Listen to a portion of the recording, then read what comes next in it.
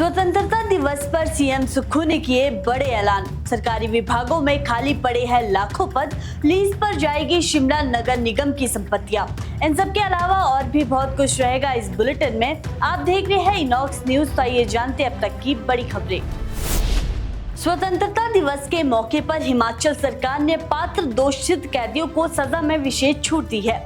प्रदेश की विभिन्न जेलों में 1025 दोषित कैदियों में से 433 को इस रियायत के लिए पात्र पाया गया। वहीं सजा में छूट मिलने के बाद 3 कैदियों को 15 अगस्त को जेल से रिहा भी किया गया।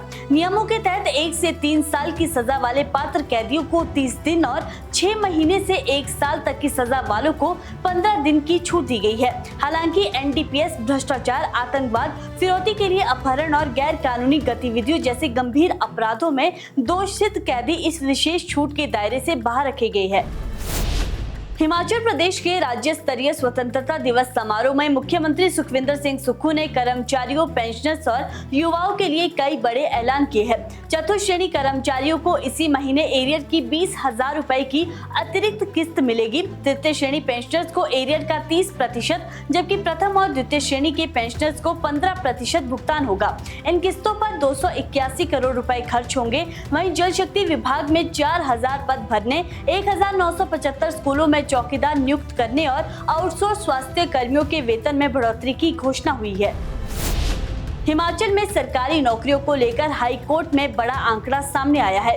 सरकार के हल्फनामे के मुताबिक प्रदेश के विभिन्न विभागों में 1,07,486 पद खाली पड़े हैं। कुल 3,36,542 स्वीकृत पदों में से 2,28,891 पर ही कर्मचारी तैनात है। वहीं सरकार ने बताया कि 14,619 कर्मचारी आउटसोर्स आधार पर अपनी सेवाएं दे रहे हैं। साथ ही हाईकोर्ट ने 60 स्टाफ नर्सों की आउटसोर्स भर्ती के टेंडर में पारदर्शिता पर भी सवाल उठाए हैं और सरकार से अगली तारीख तक अतिरिक्त हल्फनामा भी मांगा है।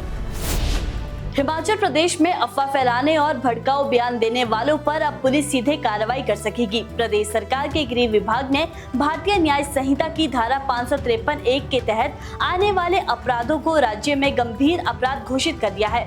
इसके बाद पुलिस बिना वारंट मामला दर्ज करने, जांच करने और गिरफ्तारी की कार्रवाई कर सकेगी। ये धारा सार्वजनिक उपद्रव, शांति भंग करने वाले बयान और अफवाहों से जुड़े मामलों पर लागू होती है। वहीं सरकार के इस फैसले से कानून व्यवस्था से जुड़े मामलों में पुलिस को तत्काल कार्रवाई का अधिकार मिलेगा। किन्नर कैलाश यात्रा का दूसरा चरण 17 अगस्त से पुरनी मार्ग से शुरू होगा और 23 अगस्त तक चलेगा। प्रशासन के अनुसार इस मार्ग से रोजाना अधिकतम 50 श्रद्धालुओं को यात्रा की अनुमति होगी। पंजीकरण बेस कैंप पर ऑफलाइन होगा और इस बार ऑनलाइन पंजीकरण की सुविधा नहीं रहेगी।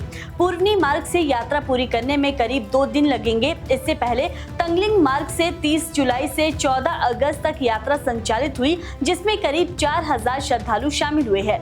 वहीं प्रशासन के मुताबिक यात्रा में देरी, खराब रास्तों और विरोध समेत अन्य कारणों से हुई है।